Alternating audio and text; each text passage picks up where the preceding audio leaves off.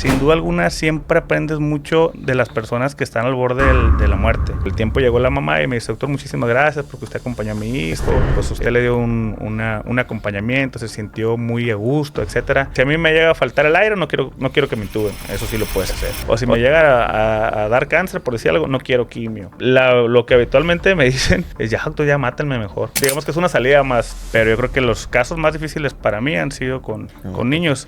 Uno entiende muy bien el mensaje que dicen, no hay nada más seguro en esta vida más que la muerte, pero cuando ya estás en ese punto, la percepción cambia y la frase tiene un sentido, un poder impresionante. Y comías, ahí dormías, y ¿cómo le hacías? Y no, pues ahí comía y dormía. Okay. Me quedaba dormido parado, me quedaba dormido comiendo, me quedaba dormido bailando. Bueno, y otra cosa, fíjate que es muy común que el paciente que tiene un dolor de difícil control se le diga que está loco. Me ha tocado ver gente, seguramente a ti también, que hace cosas de locos. Una vez me tocó una persona que se arrancó un pedazo aquí de la piel porque él dice que lo sentía como un hilito aquí en la cara.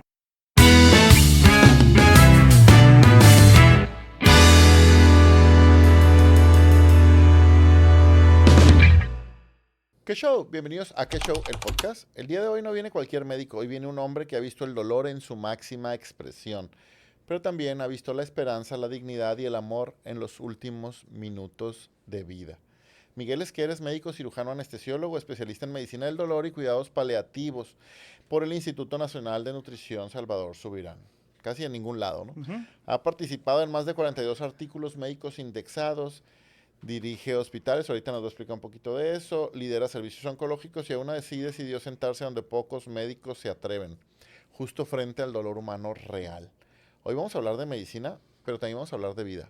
Bienvenido, hermano. Muchas gracias por la invitación. Qué chingón. Oye, cuéntame, muy pocos especialistas eligen el dolor como especialidad. ¿Qué es lo que tú viste que te decidió ir para allá? Pues fíjate que una, porque aquí en Sinaloa casi no había en el momento cuando yo empecé a estudiar. Y la otra es que uno de los maestros que tuve ahí en México, él pues me aventó o me empujó pues a hacer ese tipo ¿Vas a hacer dolor? vas a hacer dolor o lo haces. Y sí, y pues ya digamos que pues ya había terminado anestesiología, que digamos que es la rama para poder entrar a hacer la subespecialidad. Y pues ahí en México había dos institutos gigantes, que es nutrición, que es mi escuela, y oncología, y pues de alguna forma, pues afortunadamente quedé en las dos y decidí por entrar ahí a nutrición, que pues digamos que fue una de las enseñanzas más grandes que he tenido en toda mi vida. Es el lugar donde he leído más. ¿Ah, sí? Sí, es una locura. ¿Y cuánto tiempo es algología? Ahorita son un año y es un año de paliativos y es otro año para hacer medicina de intervención se llama. Madre, o sea, Sí, está otra pues, anestesia. Sí, es otra anestesia, así es. Pero está interesante. Y aparte, allá en el lugar donde estabas, como es un lugar así, pues polifacético y hay mucha gente de todo el mundo, está interesante porque te toca conocer no nada más la medicina que se hace aquí, también toca conocer la medicina que se hace en Centroamérica, en Estados Unidos, en Canadá, en Europa. Entonces, pues estar en un lugar tan cosmopolita como el EFE o como el Instituto Nacional de Ciencias Médicas, pues de alguna forma te para en la punta de la meca donde está este tipo de medicina. Entonces, nos trajimos cosas interesantes de allá. Genial. ¿Cuál dirías que fue el primer paciente paliativo que cambió tu manera de ver las cosas? Hijo de su máquina, qué difícil. Yo creo que los niños. Los niños. Yo no veo niños, Yo no veo niños. He visto niños porque por recomendación, o que es el hijo fulanito, o el amigo manganito y así. Me toca ver niños. Yo no veo niños porque son muy desgastantes. En el sentido de que cuando uno ve un niño, bueno, entendiendo paliativos, es cuando hay una enfermedad que ya no tiene cura, ¿no? Y que básicamente lo que se le pueden ofrecer son tratamientos para poderle llevar una mejor calidad de vida y digamos que poderle mantener los síntomas tranquilos. Pero cuando hay un niño, regularmente para nosotros es muy difícil, o sea, como seres humanos, no digo como doctor. O sea, ves un niño y lo que quieres siempre pues es buscar la forma de cómo hacerle, porque cuando uno está adulto, a veces de alguna forma nos es más fácil entender el decir, sabes que ya está grande, pues ya vive lo que iba a vivir, y la persona como tal te lo puede decir, yo pues ya déjenme descansar, yo me siento a gusto, etcétera. Pero con un niño no, pues con un niño a veces es muy difícil el uno poder decir, ya déjenlo descansar. Siempre existe una cosa que se llama aberración terapéutica, que es cuando uno quiere siempre hacerle más y más. Y a veces pues te vuelves como con un tratamiento contraproducente contra la enfermedad, contra la evolución del niño y entorpeces el camino a veces. Entonces, yo creo que el caso que más me ha tocado batallar, bueno, no tanto batallar, sino que ha sido más difícil, yo creo que fue con un niño, no voy a decir el nombre por respeto, pero hijo de su máquina, los niños, me acuerdo muy bien cuando lo metimos a hacerle un procedimiento, me dice, Doc, si ya me voy en esta, nomás que no me duela. Hijo de su máquina, sí. Sí, me da cuenta que pues ya terminé de decir eso, pues ¿qué le dices, cabrón? Y aparte un niño de 10 años, o sea, y pues que en teoría uno pues tiene un poquito más de vida, afortunadamente, y pues en ese camino pues a ti te toca ver otras cosas que quisieses que a lo mejor la gente no sufriera, no batalla, ¿no? Entonces por ese sentido casi no veo niño, afortunadamente hay otras personas que sí lo hacen, pero yo creo que los casos más difíciles para mí han sido con niños. Con personas adultas, también he tenido casos muy peculiares.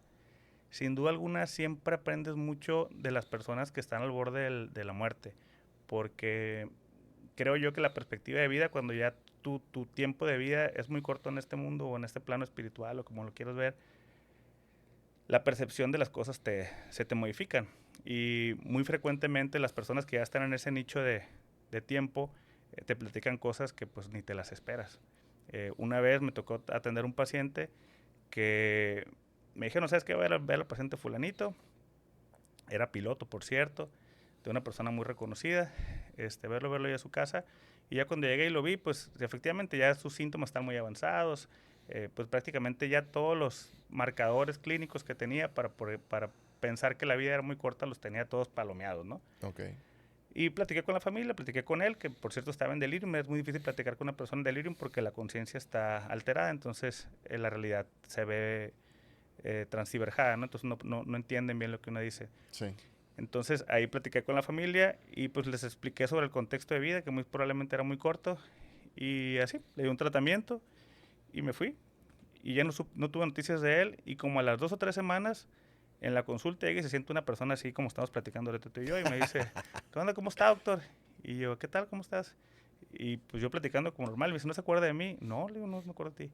Y ella me dice, pues fue conmigo, fue a visitarme allá a la casa, y, ay, hijo de su máquina, le digo, yo le dije la verdad, tenías todos los marcadores clínicos para pensar que tu tiempo de vida era mucho más corto que 2 semanas.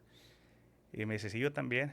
Y pues lo que platicamos ahí, la consulta que duraba 1 hora, duró casi 2 horas y media, 3 horas y media, duramos platicando otras cosas que no tenían nada que ver con la consulta. Me platicó sobre sus experiencias de vida, sobre lo que él esperaba.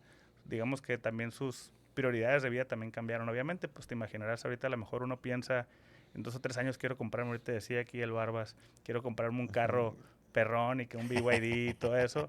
Pues obviamente ya pensando en 2 semanas, pues un BYD pasa a ser Sí, claro. una segunda cosa. Entonces también las cosas van cambiando en ese sentido.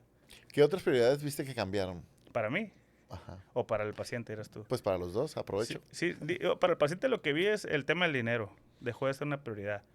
Y la otra cosa es las personas con las que él contaba, se dio cuenta de lo que me contó, eran personas con las que en realidad pues ya al final no No terminó estaban ahí. contando, y que su familia terminó siendo una parte importante de su vida. Y otra cosa también es que pues el no quedarse con ganas de hacer cosas, que yo creo que fue digamos que para mí fue la mayor aportación que me pudo dar, porque muchas veces uno dice, voy a hacer esto, pero no me animo por lo que fulanito, ¿no? O por lo que manganito, o lo que van a pensar, o que no voy a hacer un podcast porque la gente luego te va a Sí, criticar, que pues ya seguramente tocó vivirlo, ya ha ¿no? pasado. Eh, entonces, pues básicamente es pues nomás hay una vida y nomás la vamos a vivir una vez.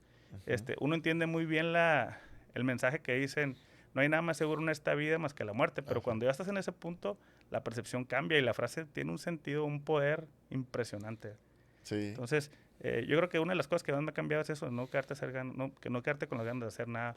Ahora con el COVID, yo creo que a todos nos pasó algo muy similar también, y en tu caso, y seguramente como el de muchos, nos tocó ver a personas que pues fallecieron, o amigos muy cercanos.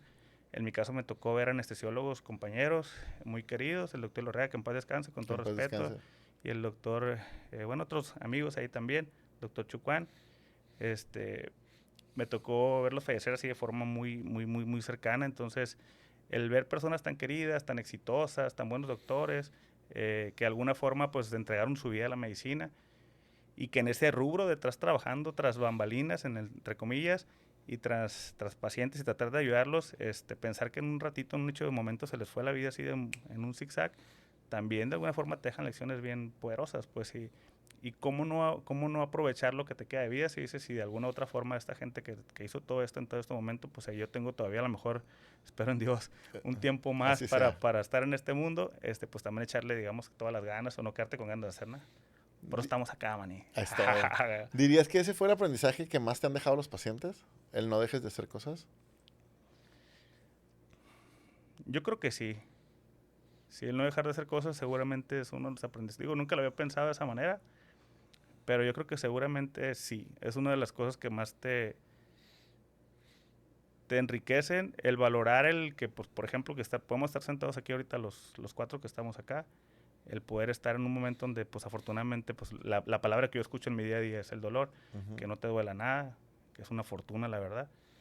El valorar el estado físico, mental, psicoemocional, psicomotor, que tenemos, a veces no lo apreciamos hasta que no lo tenemos. Entonces, cuando ya no lo tienes es cuando dices, puta madre, ¿por qué no hice esto? ¿Por qué no hice lo otro? Entonces, yo sí creo que es lo que más me aportó, lo que más me ha regalado el trabajar en esto. Genial. ¿Dudaste alguna vez sobre este camino? O sea, como no sobre estudiar... el camino de la medicina del dolor, de la medicina paliativa. Pues fíjate que yo creo que no hubo tiempo. No hubo tiempo de dudar. Pues el camino de nosotros es bien largo, ¿no? Sí. Entonces se hizo como un tipo de obsesión en el sentido de que ahorita creo que se ha vuelto un poquito más sencillo entrar a las especialidades médicas, pero en el momento cuando me tocó estudiar a mí, era complejo el poder acceder a una especialidad médica, o sea, de 55,000 o 70,000 personas que estaban presentando el examen, solamente pasaba el 10%, o a veces un poquito menos, o pasábamos. Cuando pasabas, entonces estabas aferrado digamos que al granito de oro que te tocó para nosotros, ¿no? En ese momento. Sí. Aunque no sabíamos a lo mejor a lo que nos estábamos enfrentando, mucha gente en su juventud se metió a las drogas, hicieron cosas locas y eso, y uno hizo otra cosa loca, se fue y se metió en un hospital ahí para pasar parte de su juventud. Y yo creo que en ese tiempo pues estás inmerso en la medicina, no te das cuenta de otras cosas, porque cuando ahorita que las platicas, ya que estás en otros rubros o platicando con otra gente que se dedica a hacer otras cosas, platicas de cómo es la formación y la raza no te la cree. O sea, dices, oye, pues yo pasaba 2 días dentro del hospital y se me castigaban, a veces me aventaba una semana, sí, sí. O a veces me aventaba un mes, y comías, ahí dormías, y ¿cómo le hacías? Y no, pues sí, ahí comía y dormía, okay. Me quedaba dormido parado, me quedaba dormido comiendo, me quedaba dormido bailando, y aún así, pues ahí seguí, o sea, como que en ese ritmo pues no nos dimos tiempo de pensar y reflexionar la locura que estábamos haciendo. Sí, sí. Entonces, yo creo que ese ritmo lo traes, inclusive ya cuando sales de la escuela. Yo tengo una loca costumbre de que todos los días me levanto a las 5 de la mañana y hago el ritmo de vida, digamos la rutina de trabajo que tengo ya desde hace más de 10 años. Entonces, tengo esa loca costumbre de levantarme temprano y leer un libro siempre a las 5 de la mañana, sí. ¿Cuál estás leyendo ahorita? Ahorita estoy leyendo uno que se llama la microbiota idiota, se llama. Ok. ¿Qué está tal? Interesante. Sí, está interesante, pero es como más... fíjate, el tema de los libros, pues trato de ser frecuente con los libros, a pesar de que a veces los artículos de medicina también te atrapan. Sí, nos agarran. Pero el tema de los libros, por ejemplo, siento que a veces uno se mete con los prejuicios que cuando ya ves un libro, dices, este libro va a ser así, o este libro va a ser acá, va a ser allá, ¿no? Y ese libro se me hace como muy de bueno, no voy a decir de izquierda a derecha, pero es como muy de ultra pensamiento de que ya pues es la microbiota y ya la microbiota es todo alrededor de eso. Igual como otros libros, ¿no? Pero, sí. Pero en el libro piensa ya que todo lo que nos puede suceder en el mundo es alrededor de los microbios que traemos en la panza. Pero bueno, afortunadamente a raíz de ese libro empecé a tomar los que están de moda ahorita, que es el kefir y ese rollo. Ya. ¿Y si funciona? ¿Sí ves cambios en tu cuerpo? Pues hasta ahorita todavía no. Pero se supone que a raíz de la tercera semana, según el libro, te empiezan a generar algunos cambios en el microbiota. Digo, no soy el experto en eso. Tengo a lo mejor 3, 4 capítulos que he leído. Pero seguramente hay algo que se debe modificar según lo poquito que conozco. Inclusive, fíjate qué interesante, pero en el tema del dolor, pues digamos que es lo que conozco un poquito más. No hace mucho tiempo me invitaron a dar una plática en Veracruz, Ujú. en el Congreso de Internistas. Ya ves que los internistas son bien curiosos. Un poquito. Saludos a todos los internistas, por Saludos a cierto. todos los internistas. Pero en un congreso, yo terminé mi plática, que mi plática era de nociplasticidad, por cierto. La nociplasticidad, digamos que es la formación de neuronas, etcétera, ¿no? Pero cuando terminó la plática, un internista se levantó y me preguntó que si qué relación tenía la microbiota con el dolor crónico. Estoy hablando que eso pasó hace 8 o 9 años. No tenía ni idea. O sea, me pregunté eso y yo, what the fuck, dije, ¿qué será? Y para mi suerte, la doctora María López Cuellada la siguiente plática era acerca de eso. Dije, qué interesante la plática de la doctora. Y pues ya para mi suerte le dije, ¿sabes qué? Yo desconozco, pero la siguiente plática es la de la doctora y justamente hablar de eso. Y por eso te cuento tan largo, ya lo que platicaban o lo que se platica hasta la fecha en relación a eso es que resulta y resalta que las personas que tenemos ciertas características dentro o ciertas bacterias dentro del intestino, tenemos tendencia a tener o a ser más susceptibles a ciertos dolores. Entonces, cuando ese tipo de bacterias te cambian, el dolor puede ser que se te quite. Ok. Entonces, qué loco, ¿no? Imagínate, pues, ¿cuánto que torolaco le voy a dar a alguien así? Pues, jamás. No, no es negocio. No, no es negocio, pero digo, es interesante. Para nosotros es súper interesante. Sí, inclusive en la actualidad existen tratamientos donde se hacen trasplantes de microbiota, por no decir de caca, pues Ujú. se cambia. Y eso modifica en ocasiones el tema del dolor, la depresión, la ansiedad, se modifica en relación a eso. Ok, muy interesante. Sí, sí está muy interesante. La verdad que sí. Oye, cuando tú decidiste estudiar medicina paliativa, ¿hubo alguien que te dijera de tu círculo alguna Estás bien opinión? loco ese. ¿Sí? Mi sobrina. ¿Tu sobrina? Sí, ¿Qué mi te sobrina dijo? porque me preguntó, oye, tío, ¿qué estás estudiando? Y yo, medicina paliativa, ¿y qué es eso? Pues es ayudas a la gente al bien morir, por así decirlo, ¿no? Sí. O cómo le explicas a un niño de 6 años. Y yo me dice, ¿cómo puede ser posible que te guste ver a la gente morir? Entonces, sí, obviamente sí me hicieron ver eso. Aquí en Sinaloa ahorita no hay muchas personas que nos dediquemos a hacer esto. Eh, pero creo yo que es raro. Es raro cuando la medicina se convierte ya en un tema no curativo, básicamente como un acompañamiento o un tema paliativo, literalmente. Pero también es raro que te digan muchas gracias, doctor, cuando fallece el paciente. Se siente raro porque, pues, de alguna forma acompañas y estamos acostumbrados en la medicina regularmente a, pues, en el caso de ustedes, por ejemplo, pues es que le duele la muela, sácasela, quítasela y Le se quito el cura y dolor. solucionas el Ujú. problema, ¿no? Y aquí, pues, de alguna forma el resultado pues no es a lo mejor aliviar a la persona, es a lo mejor acompañarla, pero al final va a terminar falleciendo. Claro. Entonces ya te digan gracias, falleció, y yo, Jesús, pero te acostumbras y pues hay algo bonito a través de eso, pero Ya. es totalmente diferente. Hey, qué show. Si estás aquí y necesitas una consulta, una valoración por un cirujano maxilofacial, con gusto te ayudamos. Déjanos un mensaje con el código que show al número que aparece en pantalla y con gusto te hacemos la videoconsulta de manera gratuita. ¿Cuál dirías que es el precio personal que se paga por estar tan cerca del sufrimiento humano?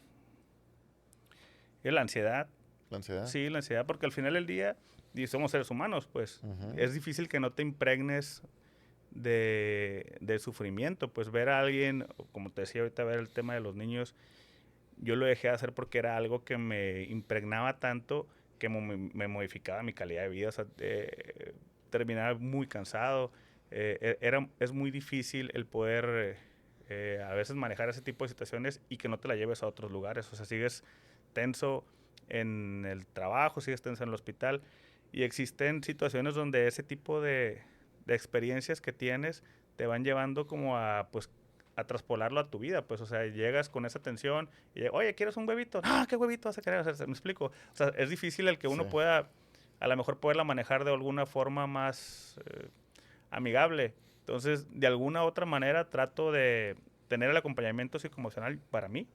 O sea, inclusive a mis pacientes, no hay quien no tengo paciente que tenga dolor o que esté con el tema de los cuidados paliativos que no le recomiende que tenga acompañamiento psicoemocional.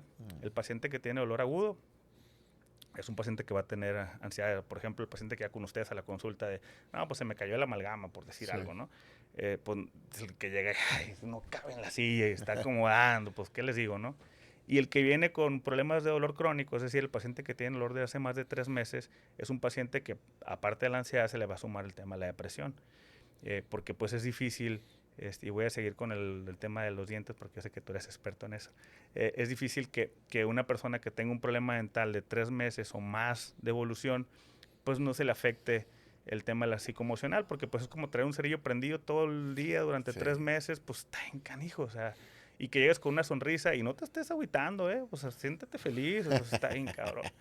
Entonces, pues no hay paciente que no necesite el acompañamiento psicoemocional, y nosotros no somos la excepción, te digo, también somos seres humanos, somos profesionales en ese sentido, pero pues hay que buscar no engancharse tanto en ese rubro. Digo, despersonalizarse también. No quisiera caer en ese rubro, pero pues es una de las recomendaciones que siempre tenemos. O sea, comportarte básicamente como si fuéramos una cámara o un micrófono, pues es complicado. Y más ante una situación así, a veces de compleja o difícil. O sea, ver que el papá de alguien fallece, ver que un niño fallece, y más si es tu conocido, es amigo, etcétera. Al final del día siempre es una persona. Es complicado el que no te empapes o que no te impregnes de una situación de esa magnitud. ¿Qué tanto eres médico del dolor y qué tanto eres el psicólogo acompañante del paciente? Pues siempre hay una par de todo, ¿eh? Cuando yo estudié esto en México, siempre estábamos nosotros así en una mesa de revisión y a la par siempre había unos psicólogos que estaban haciendo una maestría en psicología conductual. Entonces es bien difícil que no te impregnes del tema psicoemocional porque pues como te decía ahorita, yo no el paciente que tiene dolor agudo o el que tiene dolor crónico siempre va a haber una afección psicoemocional. Entonces tenemos que ayudarlos también. Y resulta que cuando tienes problemas psicoemocionales el dolor se vuelve más sensible. O sea, la persona que tiene depresión o ansiedad es más fácil, es como si le pusieras una bocina al tema del dolor. El ejemplo que yo siempre doy es el de la gota de agua. Mm. O sea, cuando uno estás acostado en tu cama a las 12 de la noche, puedes andar todo el día, ¿no? Por ejemplo, aquí en el lugar donde estamos, puede haber a lo mejor alguna gotera acá en la cocina o en el baño y podemos andar aquí platicando, etcétera. Si todo se apaga y nos acostamos y ya son las 2 de la mañana, la gota o la gotera que está ahorita a lo mejor escuchándose en las 12 de la noche, la gotera se escucha como si tuviéramos un micrófono en esa gota, ¿no? Y así pasa cuando existe un tema de ansiedad y depresión. O sea, todo lo hace más sensible, todo lo hace como más, se expone un poquito más. Es más amigo el tema de la ansiedad y la depresión del tema del dolor. Entonces siempre tenemos que ser, pues de alguna forma, psicólogos digo, psicólogos con todo respeto. Yo pues, no tengo la preparación como un psicólogo como tal, pero tratamos siempre de encaminar a que un profesional en ese sentido los vea, los atienda a los pacientes hacia allá. O sea, sí se necesita que haya algo de acompañamiento psicoemocional. El paciente. Bueno, y otra cosa, fíjate, que es muy común que el paciente que tiene un dolor de difícil control se le diga que está loco. Es muy común, ¿eh? O está estresado, o está deprimido, que es la contraparte. Porque como no tenemos en la actualidad una forma de medir el dolor, o sea, no hay un dolorímetro, pues, hay para la presión, hay Sí, sí. para medir el azúcar, etcétera, pero para medir el dolor, una persona te tiene que decir, a mí me duele. Y de la otra forma, ¿cómo le demuestras de que no? ¿O cómo le demuestras de que sí? Entonces, la única forma que tenemos en la actualidad es que la persona diga, a mí yo tengo dolor, ¿no? Ujú. Y el dolor psicoemocional, o sea, la persona que está inventando el dolor, la probabilidad de que eso pase es muy poco probable. Digo, es probable, o sea, existe la probabilidad, pero es muy poco probable. Entonces, en ese sentido, siempre hay que creerle. Después de ahí, lo difícil para nosotros como médicos es encontrar qué es lo que el cuerpo te está tratando de decir. Porque resulta que el dolor es, digamos que sería la traducción sí, la traducción de lo que el cuerpo físicamente te está queriendo decir como en palabras del cuerpo, por así decirlo. Entonces, a veces el entenderle es lo complicado para nosotros. Pero ¿cuál sería lo más fácil? Es decir, pues está loca. O está loco. En el sentido, sí, está loco, lo está inventando. Pues, Sí, sí, o sí. está deprimido, o está estresado. Pero lo que sí yo siempre les digo, pues, ¿quién no está estresado? O sea, o quién no está, de alguna forma, se siente psicoemocionalmente afectado. Pues yo creo que casi todos más de lo que vimos ahorita aquí en Culiacán. ¿Quién no? Pues, o sea, es complicado que no. Lo difícil a veces para nosotros es entender por qué. Y también entender que hay veces que no podemos quitarlo, que no lo podemos apagar. Es complicado. Lo que sí es cuando no se pueda pagar, hay otras formas de ayudar a los pacientes para que las situaciones sean, pues vamos a poner la palabra amigables y sean una forma ahí que los podamos acompañar y también no provocarle más daño a las personas. Entonces es un tema bastante amplio e interesante. O sea que la medicina no siempre cura, pero sí siempre puede acompañar. Ah, sí que interesante. ¿Cuál fue el día que descubriste eso? Cuando llegué a nutrición, el primer día cuando llegué me dijeron, ustedes no van a quitar el dolor. Y yo, ¡ta máquina! Supone que viene el lugar más perro. Aquí viene el lugar más perrón. Y me dicen, no van a quitar el dolor. Y ya cuando empiezas a estudiar un poquito más, empiezas a entender. Y ya que ves los contextos, las frases, los medicamentos, porque entendemos a veces que dice, pues es que el doctor sabe de la morfina es lo más fuerte que hay, así. Y ya que empiezas a leer y dices que la morfina no es el mejor medicamento, o sea, cuando me refiero a mejor, o sea, no es el medicamento que te va a quitar el dolor como tal, pues hay otras cosas que de alguna u otra forma entiendes que no son tan sencillas de quitar, pues es una situación complejas. Hay enfermedades complicadas o complejas, pero hay enfermedades que afortunadamente se pueden quitar por completo o pueden desaparecer si encuentras, dándole un enfoque más amigable o más positivo en ese sentido. En ocasiones, o parte del éxito de mi trabajo puede ser el siempre creer. El que alguien llegue y me diga, doctor, me duele esto, he ido con 500,000 doctores, y nunca se me ha quitado el dolor. ¿Y qué te pasa? No, pues esto y esto y esto. Y investigar y saber y tratar de encontrar cuál es el tema del por qué el cuerpo se está queriendo comunicar con nosotros de esa forma. Yo creo que es de las partes más importantes que el trabajo que yo tengo, afortunadamente, me da oportunidad de hacerlo. Entonces, el tener esa duda o el tener esa curiosidad, por así decirlo, te puede dar la satisfacción de poder una persona que de alguna forma nunca encontró una solución y llegas con una varita mágica y la solución es el problema, ¿no? Súper bien. Sí, o sea, varita mágica entre comillas, ¿no? Pero sí es interesante ese rubro. Genial. ¿Qué porcentaje, ahorita que dijiste eso del dolor dental, qué porcentaje de dolor dental llega a tu consulta? Fíjate que no es tan común, ¿eh? No es tan común. Y también como el tema como es una especialidad que yo no domino tanto, el tema de lo dental, para mí es más sencillo, váyanse con el Manuel, que le soluciona. Sí. Pero en ocasiones, por ejemplo, cuanto al tema dental, lo que más veo es neuralgia del trigémino, Sí. que yo creo que es de las enfermedades pues más de uno de los dolores más desgastantes que pues se le puede dar el dolor del suicidio. ¿No? Entonces, me ha tocado ver gente, seguramente a ti también, que hace cosas de locos. Una vez me tocó una persona que se arrancó un pedazo aquí de la piel porque él dice que lo sentía como un hilito aquí en la cara. Pues dijo, pues como siento el hilito, si me corto ese pedazo ya la voy a hacer. Y pues me llegó y ¿qué sí le pasó a ella? Y me dice, no, me lo arranqué, pero no se me quitó. Y yo, y pues llegan molachos casi todos, ¿no? Sí. O sea, porque pues piensan que por ahí es, desafortunadamente a veces no es. Y pues es difícil. Y de hecho, fíjate, curiosamente cuando doy pláticas de dolor, el ejemplo que yo doy siempre es el del dentista. ¿Ah, sí? Sí. Porque el dolor cuando lo definimos, dicen que es una experiencia.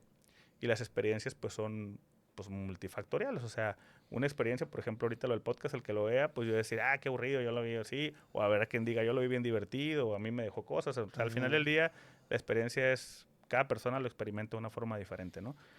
Y el dolor es la misma situación, de tal suerte que a lo mejor una persona experimenta una situación en un determinado momento diferente a otra persona. Entonces yo daba el ejemplo siempre del dentista, porque cuando uno va con el dentista, uno de los ejemplos que yo siempre veo es que llegamos 5 de la mañana, te levantas, te lavas los dientes y se te cae la chingada la pasta, esa cosa, ¿no? Y pues empieza el dolor y y ya pues saco cita con el Manuel y ya, oye Manuel, voy para allá para la consulta, llegas allá, te afuera, te sientas y cuando estás afuera en la sala de esperas escuchas el sonidito ese desgarrador, el y todavía yo más malévolo porque siempre lo tengo preparado y agarro el celular y lo pongo ahí en el micrófono, ¿no? Sí. Y pongo el sonido y siempre veo la misma reacción de la gente. O sea, la gente cuando escucha el sonidito se llama fresilla de alta velocidad, sí, ¿no? Sí.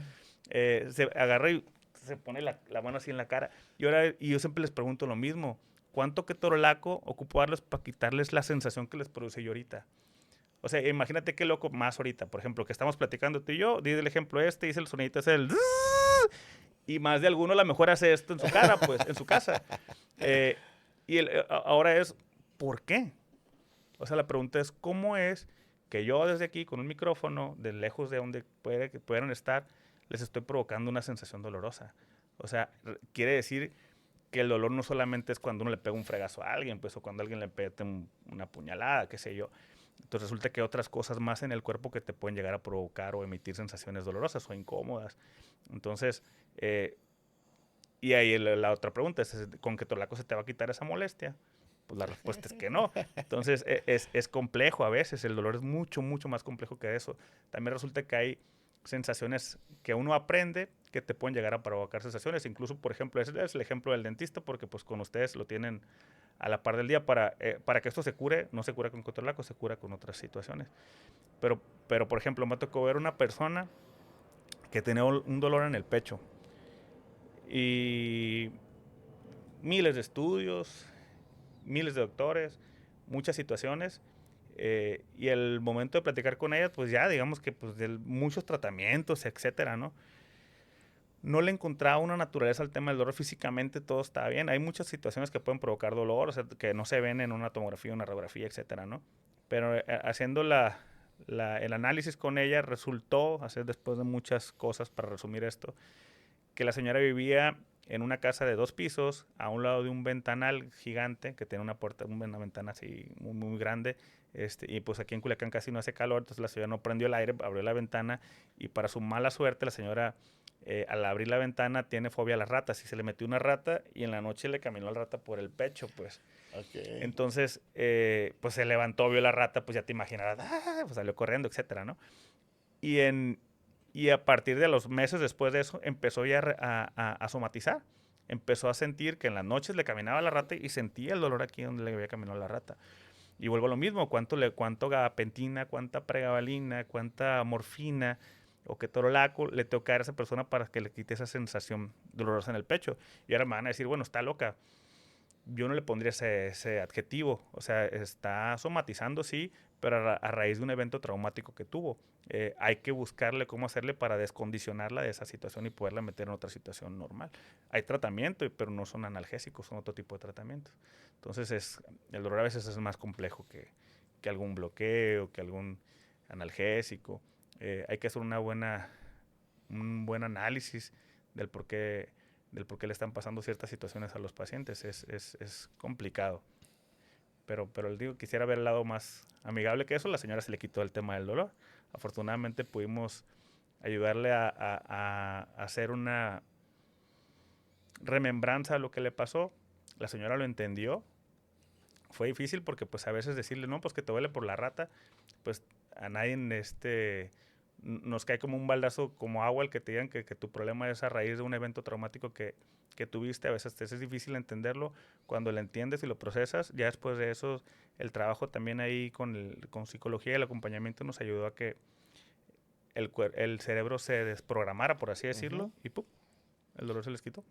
Y cuando el paciente somatiza pero no sabe la causa, por ejemplo, este paciente detectó que fuera una rata. Sí. Pero si el paciente está somatizando y no sabe qué está pasando, ¿por qué somatiza?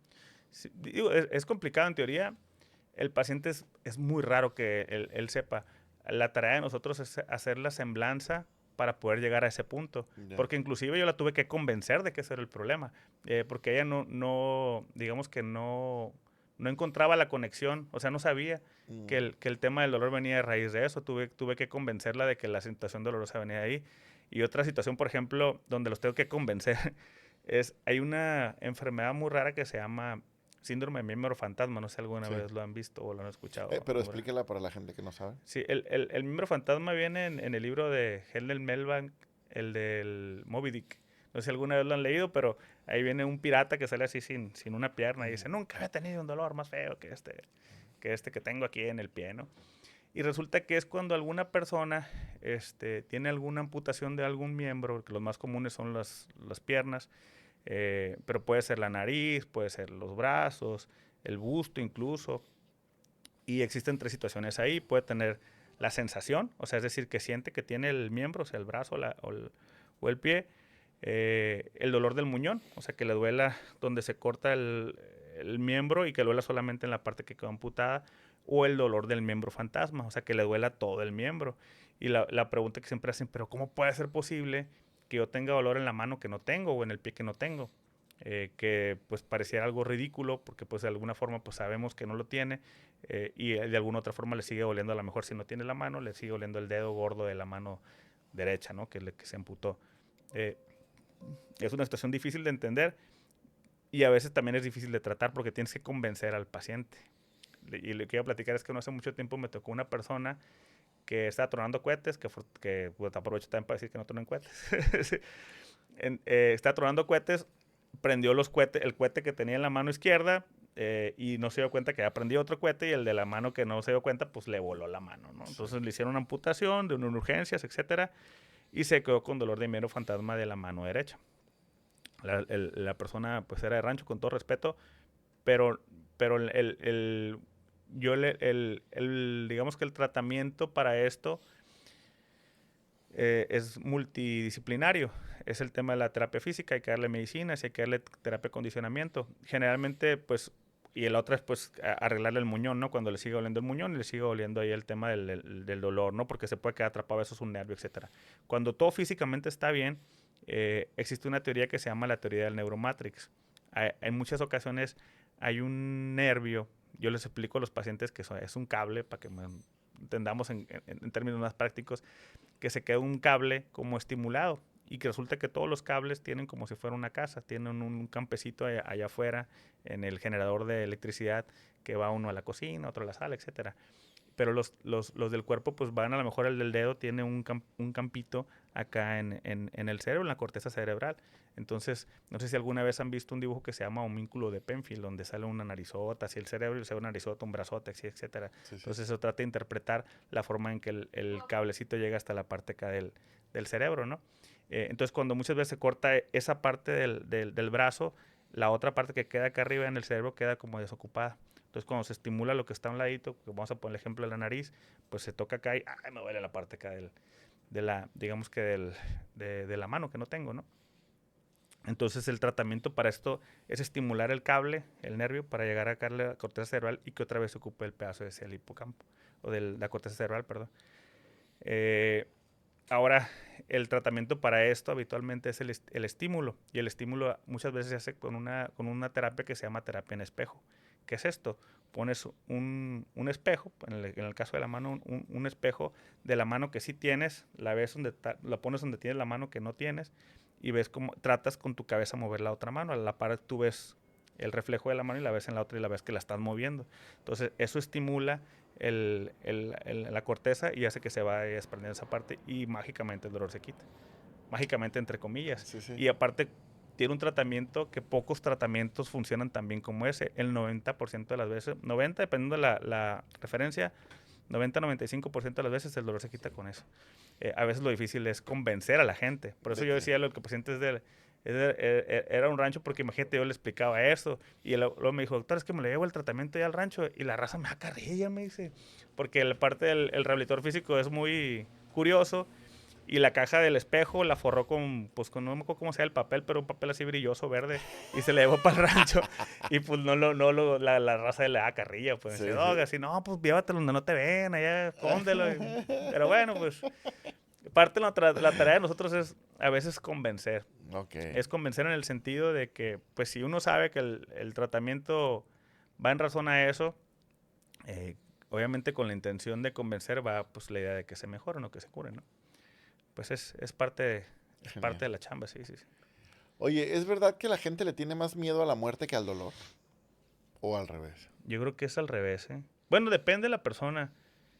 La persona que tiene dolor, lo que habitualmente me dicen es, ya, doctor, ya mátenme mejor. O sea, digamos que es una salida más, pues no sé si fácil, pero digamos que es una salida al tema del dolor. Pues a lo mejor rápida, sí. Es uno de los, digamos que una de las palabras que frecuentemente recibo, inclusive a veces es difícil para el contexto, pero pues imagínate, una familia que ve a su mamá o a su papá acostada en una cama, torciéndose del dolor, gritando, y que ya tiene con eso a lo mejor batallando un mes, 2 años, 5 años, Y el doctor, ya. O sea, ya. Que descanse. Que descanse. O sea, digamos que es una frase, pues por eso te decía, no sé decir si la palabra sea la salida, pero me parece más la muerte, incluso a veces, un camino, a ver, puede ser de descanso. No hace mucho tiempo me tocó ver a una doctora y voy a platicar la historia de ella porque ella me dijo cuando alguna vez tengas oportunidad, platica mi historia. Y la doctora fue la primera neurocirujana pediatra del país. Genial. Y ella tiene un doctorado, imagínate, en cuidados paliativos. Y tuvo una enfermedad muy rara. Y cuando platiqué con ella me decía, doctor, es que yo me quiero morir. O sea, me quiero morir. Y ahí existen algunas cosas donde uno puede decidir la forma en la que uno se muere, pero no puedes hacer eutanasia. En la actualidad en México no está permitido. O sea, es decir, si tú tienes una enfermedad muy rara y sabes que te vas a morir, yo no puedo llegar y decir, ya me quiero morir. Entonces, puedes llegar, ¿no? Pero pues no es legal que alguien te mate médicamente, por así decirlo, ¿no? O sea, a lo mejor te pueden matar aquí saliendo ya a las orillas de la ciudad, pero... Que tampoco es legal. tampoco es legal. pero no se puede hacer eso, pues. Entonces, existe una cosa que se llama voluntad anticipada, donde uno decide hasta dónde puedes estirar la liga, por así decirlo. Y eso sí es legal. Eso sí es legal. O sea, tú puedes decir, si a mí me llega a faltar el aire, no quiero que me intuben. Eso sí lo puedes hacer. O si me llega a dar cáncer, por decir algo, no quiero quimio. O si me pueden a pasar tal situación, yo quiero esto y esto y esto. Esta es la voluntad anticipada, donde uno puede decidir qué tanto quieres de tratamiento o qué tanto no. Y la doctora fue bien clara, si yo tengo un síntoma refractario, me cedas. Y es legal. O sea, un síntoma refractario quiere decir, si hay un tratamiento, si tienes un síntoma que no mejora con el tratamiento habitual, una salida para esto puede ser la sedación.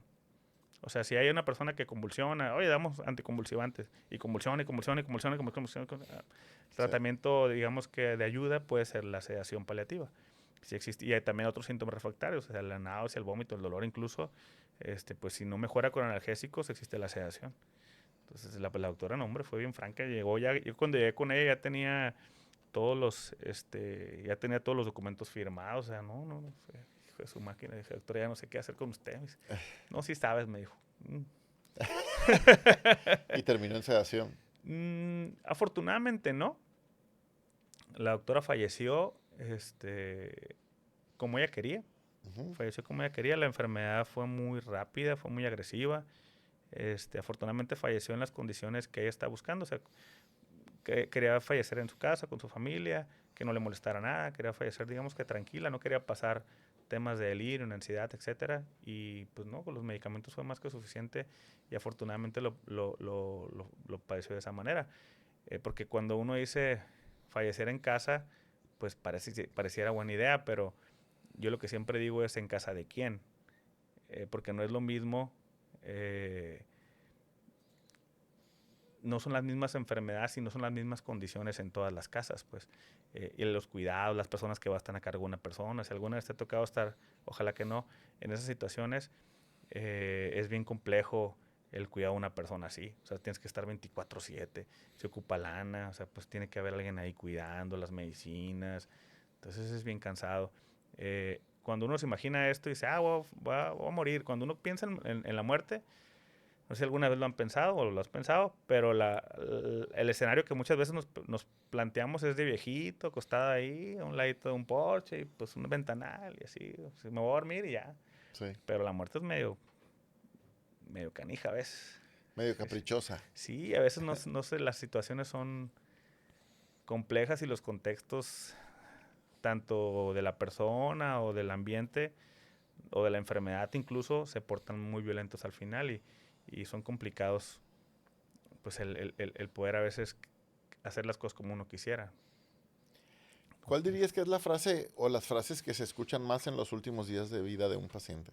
A él me arrepiento de no haber hecho esto. De no haber hecho Sí, eso. me arrepiento de no haber hecho esto y me arrepiento de haber trabajado tanto, fíjate. Nadie se arrepiente de no haber trabajado más. Me arrepiento de haber trabajado tanto, son las cosas que escucho relativamente común. Y lo de la familia, que me hubiera gustado pasar más tiempo con la familia. Entonces, porque, bueno, no sé, es muy común que el tema de la familia al final tiene otro valor. Tiene otro valor. Genial. Entonces es interesante. Muy bien. Voy a cambiar un poquito el tema, ¿no? Échale. Diriges hospitales y servicios diferentes, ¿no? Sí, sí, sí. Cuéntanos por qué un médico debe saber gestión empresarial. Ah, qué curioso. Tengo una maestría en eso. Hice Por una cierto. maestría. Sí, sí, por cierto, estoy haciendo el doctorado también. Pero, fíjate que más que nada es porque uno como médico, la educación pues es un soldado básicamente, ¿no? O sea, atiendes enfermedades y vas acerca del nicho y del rubro. Pero, pero en el tema de la gestión puedes ayudar desde una trinchera diferente y a muchas más personas. O sea, como anestesiólogo, como médico del dolor, o como de cuidados paliativos, o como médico general incluso, puedo ayudar a lo mejor a una persona en el momento donde Uno a la estoy, vez. uno a la vez. No puedo ayudar a 15 al mismo tiempo, pero con lo otro no. O sea, con lo otro puedo ayudar a muchísima gente en un mismo momento. Eh, el tema de la gestión de recursos, el tema de la gestión de personas incluso, o el tener la infraestructura adecuada en los lugares adecuados, pues es un rubro que no conocía, que he conocido en estos últimos años. Me ha apasionado mucho, y creo yo que puede ser algo trascendental.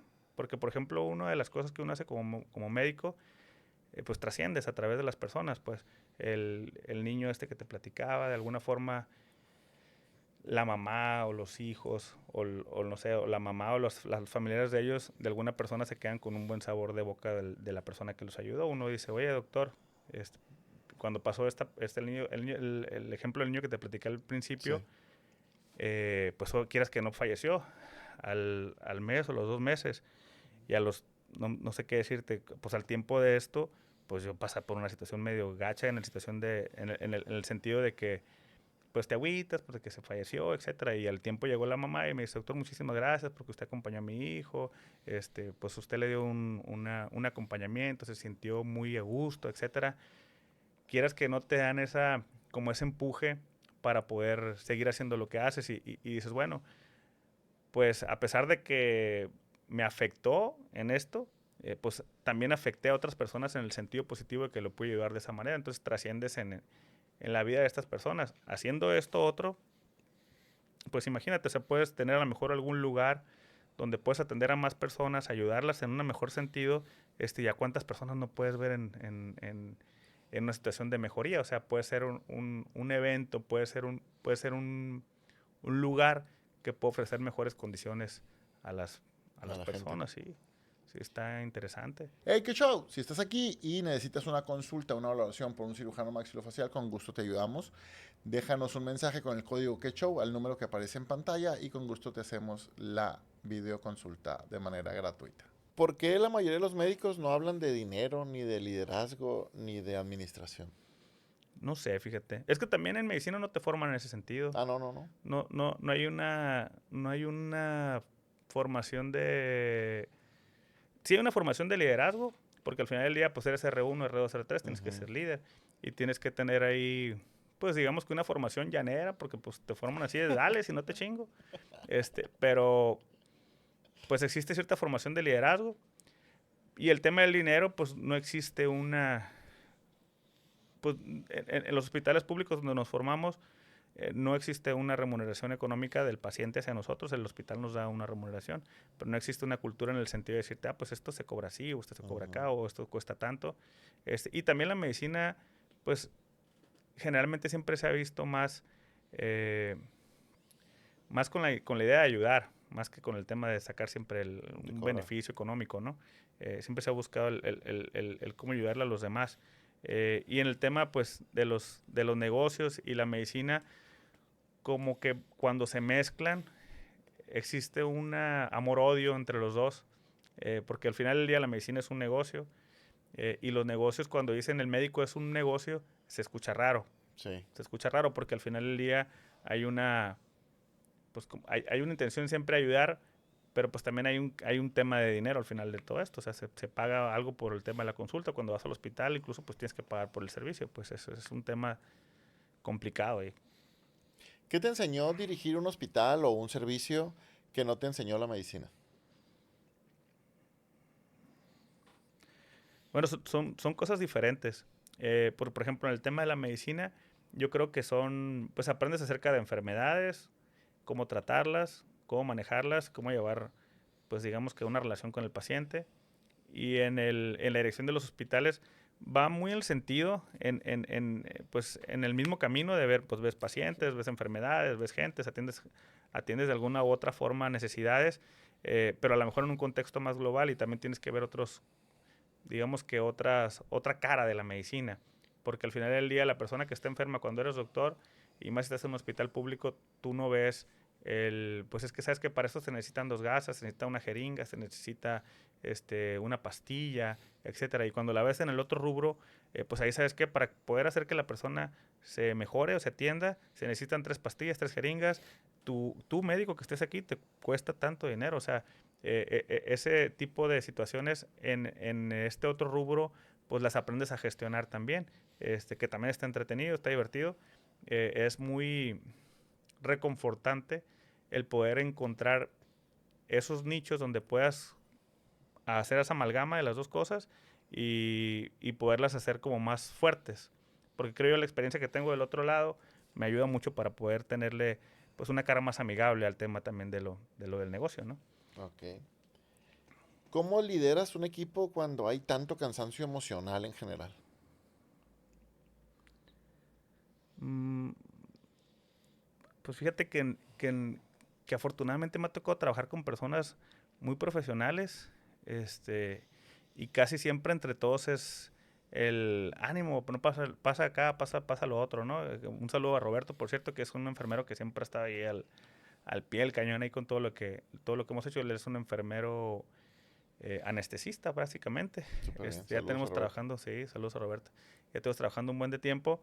Y quieras que no, el estar siempre con un profesional, así como el caso como con él, siempre es un aliciente en el sentido de que estás cansado, ya son la 1 de la mañana y todo esto. Ánimo, vamos, dale para adelante, que todo esto. Incluso también cuando tenemos pacientes muy graves o pacientes paliativos, etcétera, siempre hay como un acompañamiento, y esto hace que las sensaciones negativas que pues siempre hay en todos los trabajos Sí. sean más amigables, y también a los demás doctores con los que hacemos equipo siempre hay esa confianza o ese profesionalismo de todos para poder hacer que la situación sea más amigable. ¿Cómo haces para balancear tantas cosas que haces? No sé cómo preguntarlo, No, pues. eso O me sea, es que pregunta haces todo el un mundo. chorro de cosas. Sí, si ¿Cómo también le estaciono haces? carros aquí afuera. Sí. ¿Cómo malabareas todo eso? No, pues fíjate que pues es cuestión de dividir el tiempo.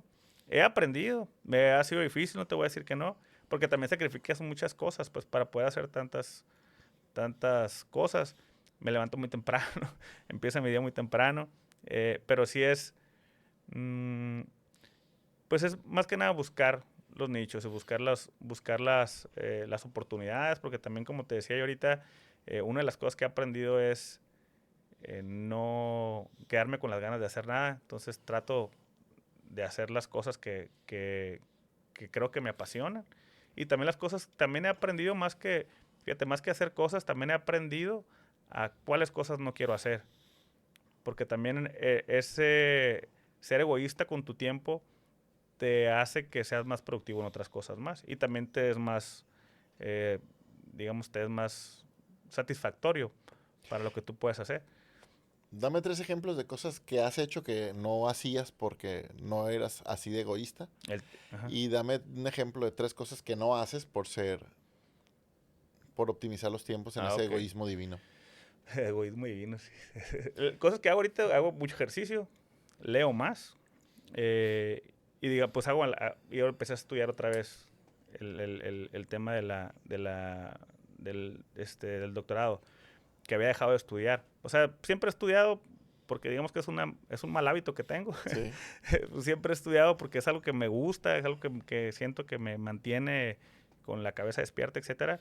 Y digamos que es un hábito que me gusta hacer. Y el tema del ejercicio lo había dejado de hacer por el tema de los tiempos también. Entonces tuve que dejar de hacer cosas de trabajo por mantenerme en el ejercicio. Y ahorita le dedico un buen de tiempo a hacer ejercicio. A lo mejor hago 4 horas de ejercicio diarias, que es un buen de tiempo. Aunque no se note. Sí.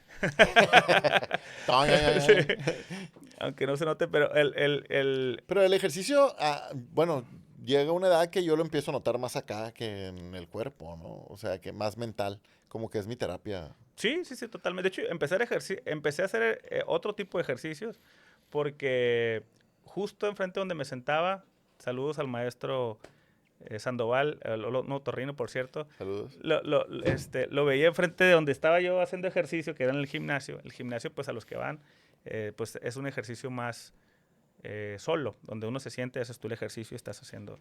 Y veía que enfrente de mí se ponía una persona a jugar tenis todos los días. El doctor Sandoval debe tener entre 70 y 75 años más o menos, físicamente enterísimo. O sea, lo veía el loco brincando, agachándose, tirándole, pegándole, y sus pláticas muy desarrolladas, o sea, una plática muy, muy completa. Yo quiero eso, dije.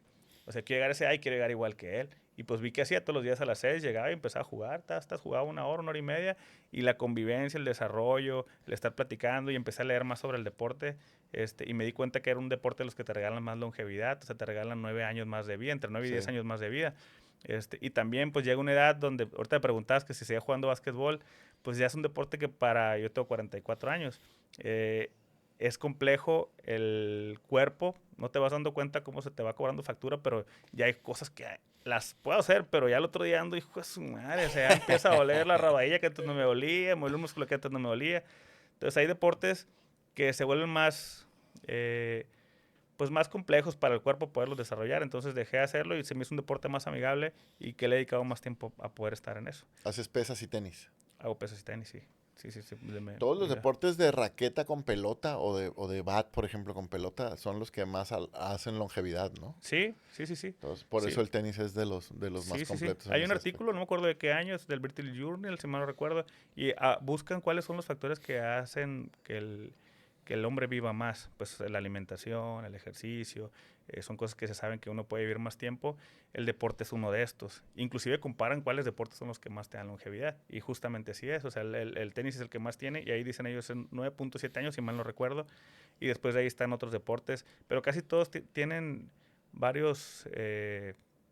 como varios ítems. Uno de ellos es pues el deporte físico aeróbico, el que estás en el medio ambiente, en el aire, y el otro es la convivencia con más personas y el estar pensando en cómo hacerle para hacer lo que estás haciendo, o sea, en el sentido de le voy a pagar para allá, para acá, para acá. Esto de alguna forma el cerebro está siempre trabajando y haciendo cosas para que puedas ganar el jueguito que estés jugando, ¿no? Pero te mantiene activo en el pensamiento y en el movimiento.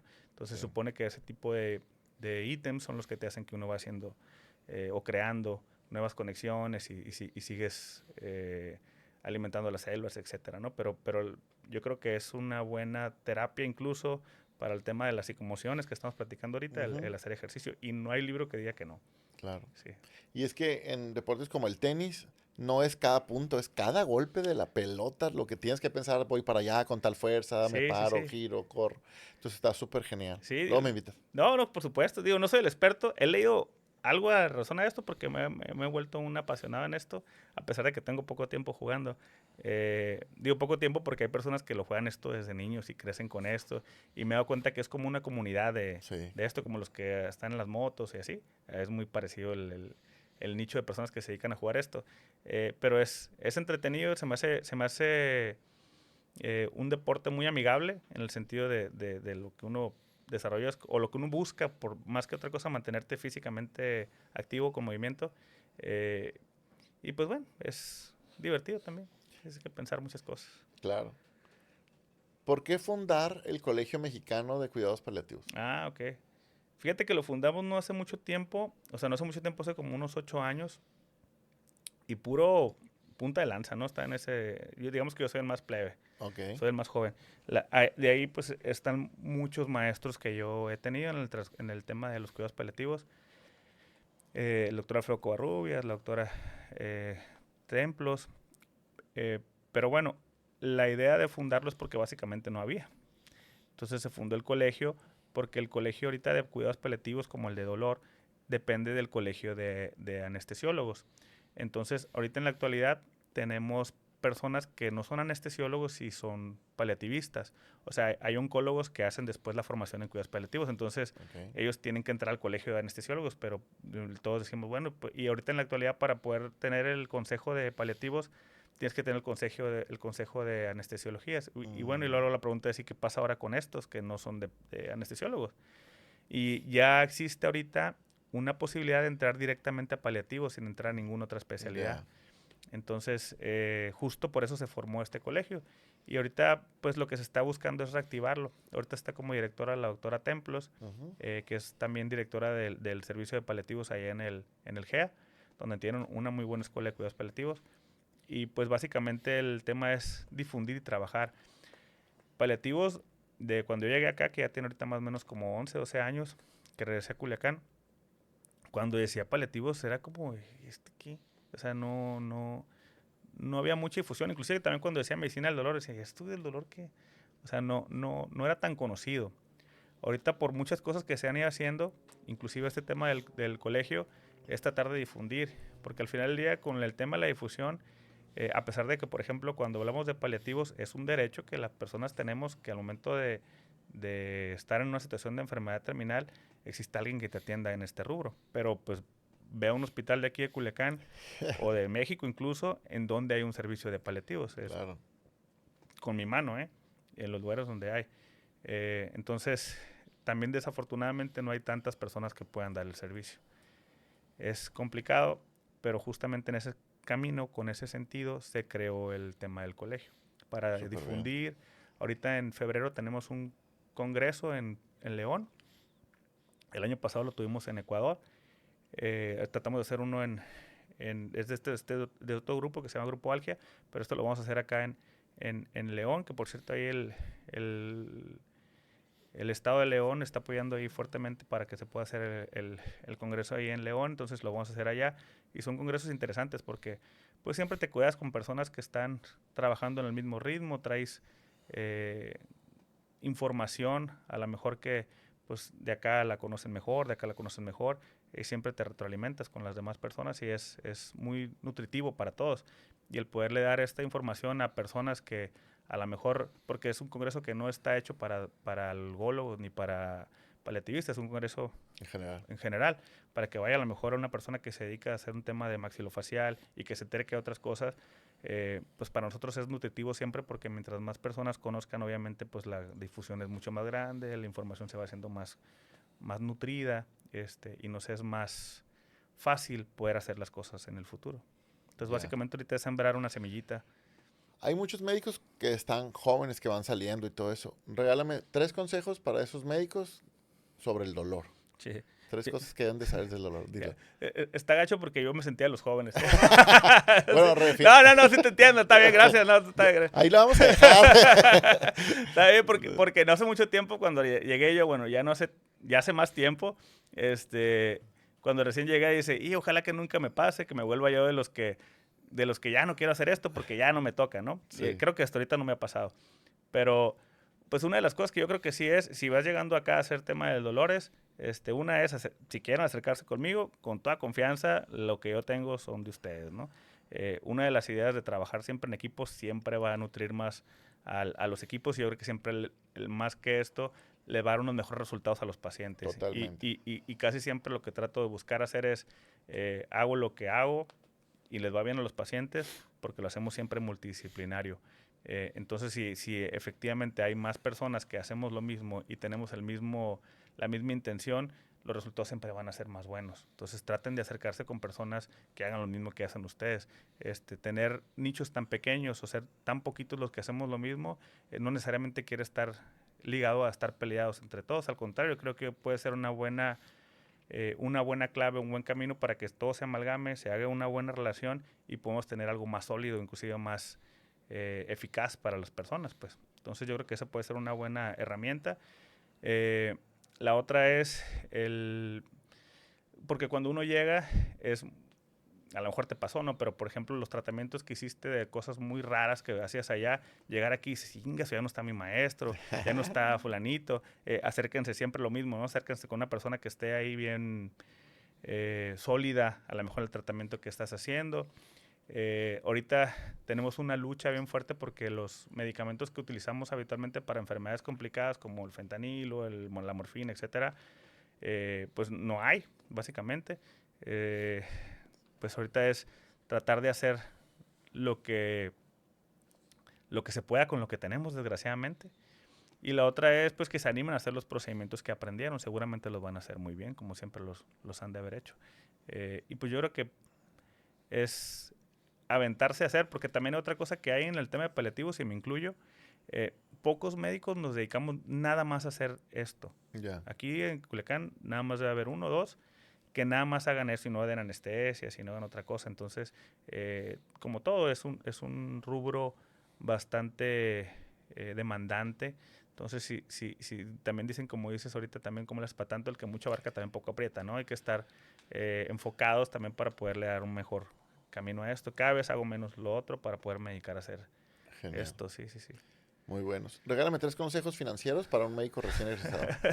Saca las cuentas. Ajá. Lo que no se cuenta no se mejora. Ajá. Eso es una. Agárrate un buen contador. Agárrate un buen contador. Tienes que tener el tema de tu razón, tu constancia, etcétera.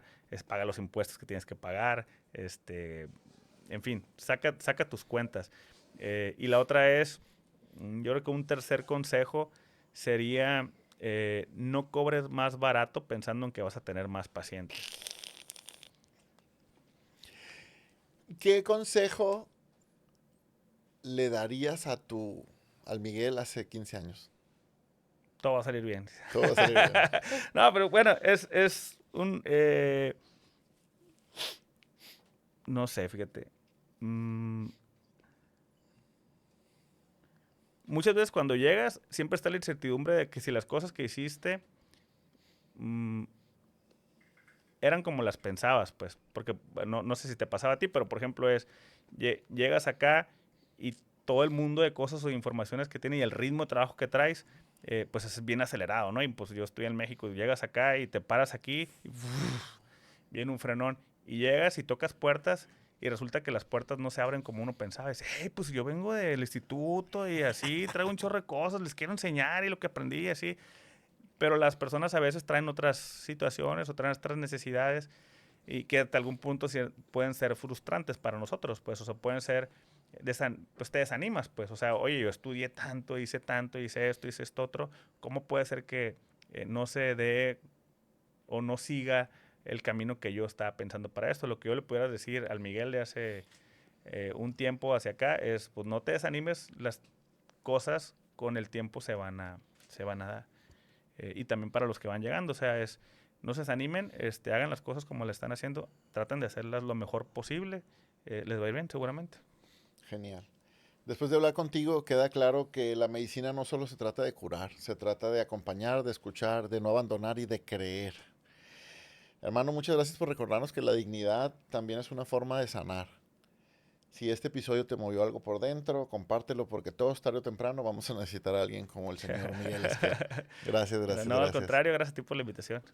Yeah. Hermano, ¿me ayudas despidiéndote en esta cámara diciendo, pórtense mal y recuerden, viva la cirugía? Ok, pórtense mal, viva la cirugía. Hola, soy el doctor Miguel Esquer. Agradecerles aquí por la invitación al programa de Qué Show. Y los que estén interesados en la consulta de medicina del dolor de cuidados paliativos, marquen al 6677-5225-51. Coméntenle que vieron el programa de Qué Show y les van a dar el 50% de descuento.